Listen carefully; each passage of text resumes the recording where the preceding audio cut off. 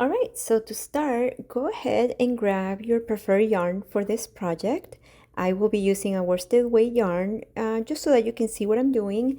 And I'll be using a size 4.5 millimeter crochet hook. And let's go ahead and start by creating a slip knot. And you'll start by chaining 6.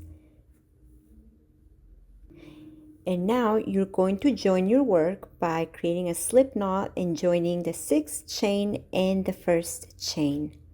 Once you've done that, I like to go ahead and we're going to be working in the round, so I went ahead and added a stitch marker.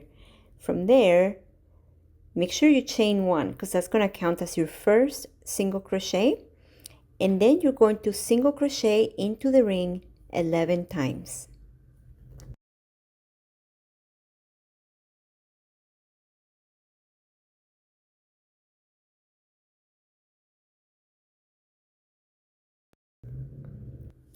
All right, I've gotten 11 single crochets all around, and including the one with the stitch marker, now we have 12 single crochets all the way around.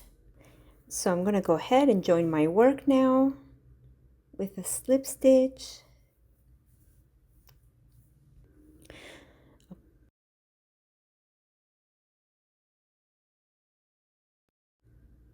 Okay, that took me a minute. Now that we got past that, our next step is to chain 1, and then starting with the next single crochet, you're going to single crochet on that.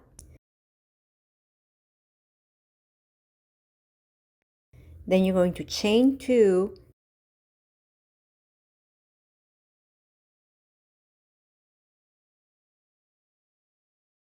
and then you're going to single crochet into the next single crochet.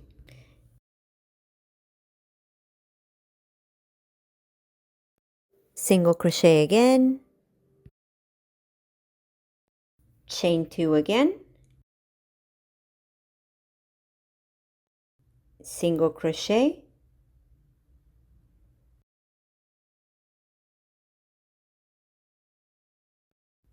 single crochet again, chain 2,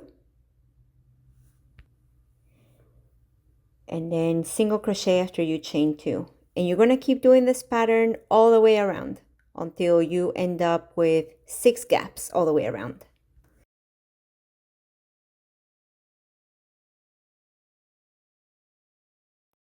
You'll notice that you're going to end with a chain 2, and so you're going to join that into your first stitch when you started this round. And there you have it. Now we've finished round 2, so let's go ahead and start round 3. You're going to start by chaining 1,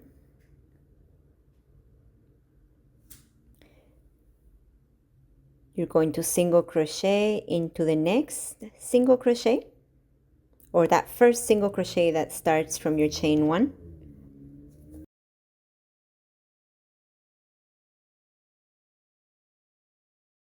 And then you are going to go into that gap by doing a half double crochet.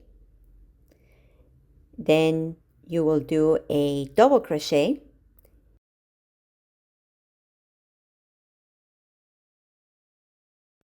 And after that, you are going to chain 6.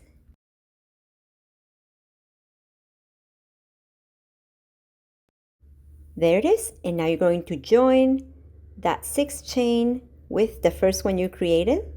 And from there, let me get more yarn real quick. From there, you're going to chain 8. So let's go ahead and do that.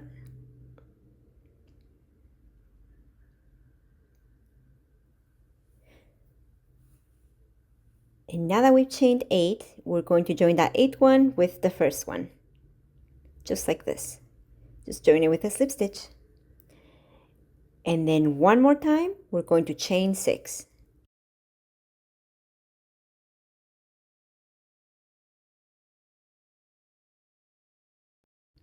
And you guessed it, you're going to join that 6th stitch to the first one with a slip stitch. Now let me just lay it down real quick so you can see what that looks like. You'll see that we have some detached form and that we're going to attach back into the snowflake, joining that work with a slip stitch, just like this. And there you have it. And then you're going to finish that off with a half double crochet into that chain 2 gap. Then we'll go ahead and go to the next single crochet, and I'm just going to do slip stitches all the way across until I make it to that next gap. And I'm going to repeat the same process. I'm going to half double crochet into that chain 2 gap. I'm going to double crochet, and then I will start chaining. So I will chain 6, join the 6th chain with the first chain, then I will chain 8, and then 6, and then remember, you're going to join, after you're done joining that second chain 6, you're going to join it by doing a slip stitch on top of that double crochet you made, and then you'll be doing a half double crochet. So go ahead and do that for the rest of the round, and I will meet you at the end. So as you can see here, I'm on my last part of the snowflake, and I'm going to chain the last 6, and I'm going to join that 6th chain to the first chain.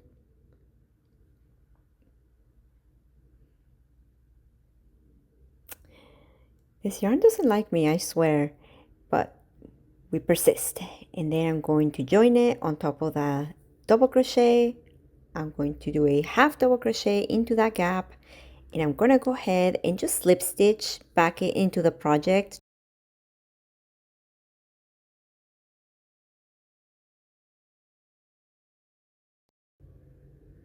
And here we are. This is what we have.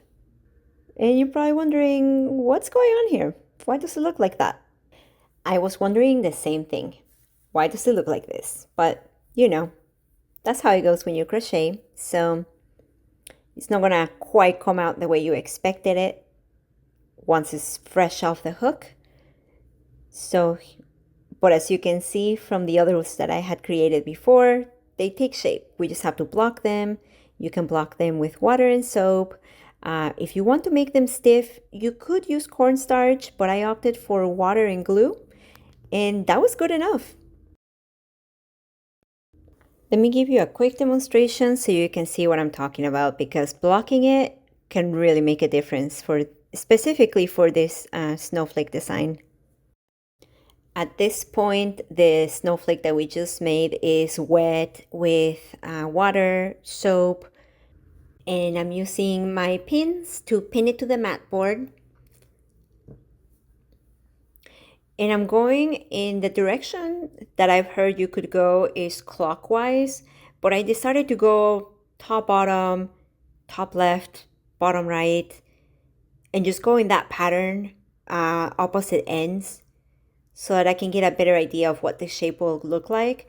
And you might not get it right the first time. You might have to go back and adjust and get it in the right position that you like. For example, here I'm thinking about having the sides stick out evenly, but after I finished doing that, I realized that they were touching or they were a little too close to each other. So I decided to rearrange it so that they're pointing upwards.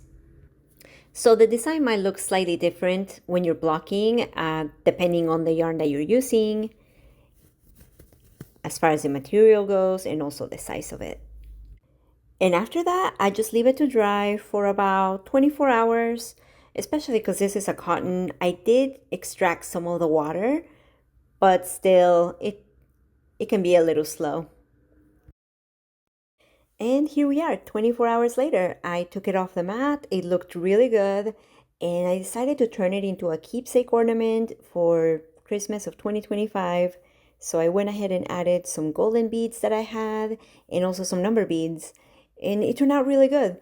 But honestly, once you have this pattern down, the possibilities are endless. You can use it for all sorts of projects. Do you have any ideas for how you want to use this snowflake? Let me know in the comments, and if you like to see other crochet decoration ideas, be sure to like and subscribe. See you next time.